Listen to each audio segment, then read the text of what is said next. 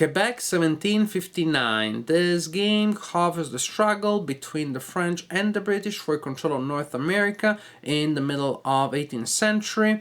This is a classic of wargaming and block wargaming. Because the game was originally released in 1972, that is almost 40 years ago, a long time ago, and yet the game is still printed, sold, and played. In this review, I want to give you an overview of the game, and maybe from that you will get a sense of why the game has been so successful in the past and why I think it is going to be around for a long time in the future too. The map is printed on cardstock, so you may want to place it under a piece of plexiglass when you're playing. A prominent feature on the map is this body of water here, which is divided in two areas, the Saint Laurent and the Bazon, separated by that line there. This is Ile d'Orléans, where the British player will set up all of his blocks at the beginning of the game, so the British player doesn't have any choice when it comes to setup. On the other hand, the French player can set up his blocks in any and all of the other locations on the map. Locations are areas with a name printed on them, like that counts as a location, that counts as a location, other location, other location. So there are not many locations on the map. Locations may be connected by a road. If they are, like in the case of these two locations, the locations count as adjacent. This is the most important location on the map, Abraham. The British player is trying to take control of that location by the end of the game and to retain control of that location until the end of the game. The game lasts 16 turns. If the British player has control of that location at the end of the 16th turn, and if he has at least 20 points of combat strength total in his army, then he's the winner. Any other result, the French player is the winner. So there are principally two courses of action that the British player may want to take, considering that the location of Abraham is not on the Bazon River, is only on the Saint Laurent in terms of adjacency to water. So the British player may choose to land somewhere around here and then to march his army against Abraham from this direction, or he may choose to land here, to travel up to here, and then to use the river to reach Abraham from this direction. There's also another location up there, Cap Rouge, which is pretty far from where the British player may want to go, but if the British player takes control of that location, he'll receive an advantage that I will describe in a little bit, and that is a pretty good advantage, by the way. The game lasts 16 turns, and in a turn each player can execute one move. That is, each player can select a location and activate any and all units present in that location for movement. But orders for movement have to be issued in advance. At the beginning of the movement phase, both players write down secretly the location that they're activating for movement, the number of units that they are moving, and the location or locations where those units are going to be sent. Then the players reveal their written orders and they execute movement simultaneously, which is something that I really like. It adds a nice fog of war factor to the game. It really forces you to always guess where your opponent is going to be next turn. Units moving by land can move to an adjacent location connected by road. So imagine that I'm the French player and my written order was Abraham, 2 blocks to Sillery and 3 blocks to St. Charles. Then when it is time to resolve the movement, I will move 2 blocks to Sillery, which is on that side of the board, and 3 blocks to St. Charles. But at the same time, the British player will be executing his movement. But there are also 2 other types of movement, amphibious movement and naval movement. The British player controls 4 naval units that can be moved by spending orders. By using an order, that is, by using all movement available in a turn, the British player can order 2 of his naval units to move upriver to the Saint Laurent, and maybe in a later turn he can spend another order, that is another turn, to move the remaining 2 units upriver. Or for just one order, all units can be moved downriver. The British player can also order his land units to use the naval units to move. In that case, the land units can move across water, but the number of units that can be moved amphibiously in a turn is only up to the number of naval units available in the area where the land units are moving. And it is not possible to move amphibiously from one location on the river to the other one, from the Bazan to the Saint Laurent and vice versa. So suppose that for this turn, the order issued by the British player was to move 4 units from there to here. So as you can see, we resolved the 2 orders simultaneously, and now we're gonna have a battle here. Because of the movement, there is going to be a battle in each location where there are units belonging to both players. When a battle must be resolved, starting with the defender, the players will organize their units in 3 columns facing one another. You can also leave some of your units in reserve. These units do not belong to any column yet, but when a unit is deployed in a column, whether at the beginning of the battle or later using reserves, that unit is stuck there. Units cannot leave their column, they have to stay there until the end of the battle.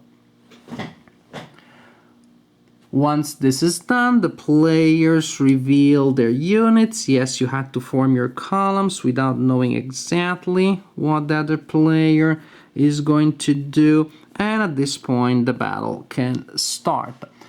The defender will fire first. Suppose that in this example, the French player is the defender. When you are firing, you roll a number of dice equal to the pips of your units in a column. The columns attack individually. So first this column attacks that one, then that one, and then that column attacks that column. So you roll the number of dice equal to the pips present in a column, and you score a hit for each 6 that you roll. It is that simple. For each hit that you inflict on the opponent will lose a point of combat strength, which will be recorded by turning the unit that has taken the hit. And again, hits are dealt and absorbed within the same column.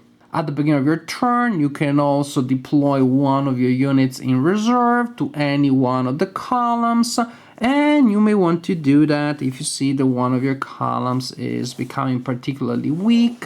You may want to reinforce that, because a battle will continue until either one of the 2 sides retreats in good order or until one of the 2 sides is routed. And a side routes when one of the 3 columns is completely eliminated. In this case, boom, the French player routes. All routing units must retreat, and all units of the winning side get a free shot. They all get to attack the routing units. Another important thing is that if the attacker is attacking amphibiously coming from a body of water, the defender will receive double dice during the first turn of battle only. And this is beneficial to the French player because the French player has weaker units than the British player, but luckily enough, being the defender, the French player will be able to exploit that bonus several times. For each new location that the British player takes control of, a unit of the Quebec militia is simply going to disappear. These units desert when they feel that their land has been threatened. Each location, 1 unit simply vanishes into thin air. And if you consider there are 6 units of Quebec militia in the French army, that can be a huge toll on the French player. And this is not all. For each turn in which the British player has control of that location, Cap Rouge, the French player will lose a unit from morale, another unit that disappears into thin air, because the British units sitting there are considered to be blocking lines of supply for the morale units, and the morale units become ineffective. So as you can see, it is really crucial for the French player to try and defend the territory, different areas of the territories, to prevent the British player from decimating too many units in this way. At least the French player can count on the help of this special unit of Ottawa natives. They're excellent guerrilla fighters, but they are not regularly trained. They will not participate in regular battles. They can be used to perform special tasks such as launching surprise attacks against the enemy.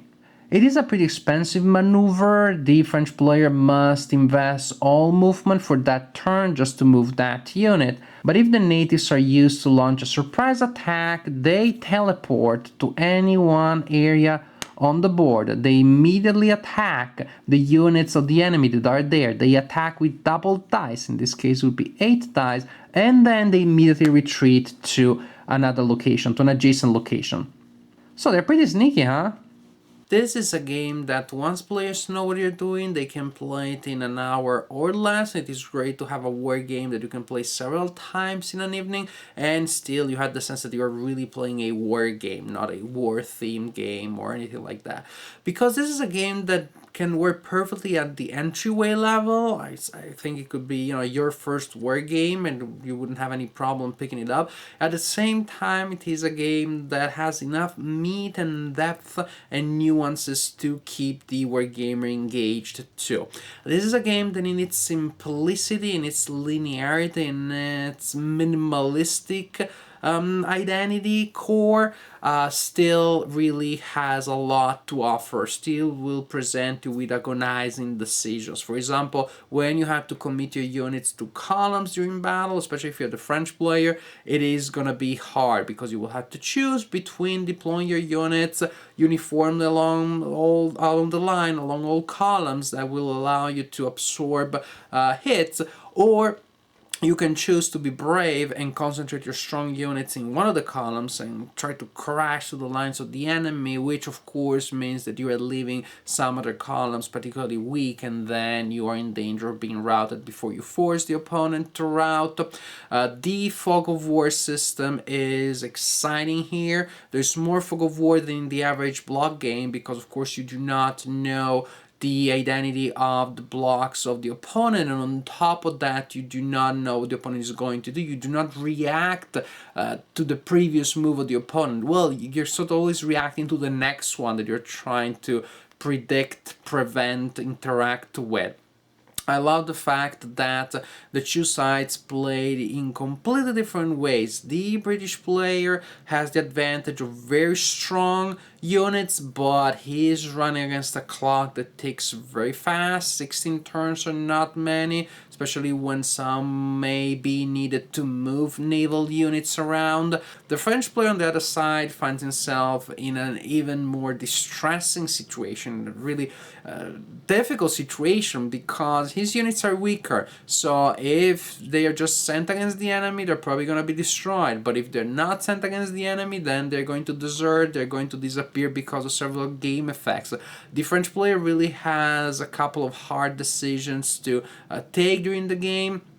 And I think that overall the French side is probably more unforgiving, meaning that if the French player makes a mistake early in the game, then it is much harder for the French player to come back. If that doesn't happen, the game is overall balanced, even if the two sides are so different from one another. And of course, having two sides that are very different increases the replay value. So in conclusion, this is a game that really deserves its status as a classic. It is a game that has stood the test of time beautifully. If you did not know that the game has been designed 40 years ago, I don't know that you would be able to tell, because it feels so fresh, so smooth, it works so well, that really it seems just something that is so full of life. You could not imagine that is almost half a century old.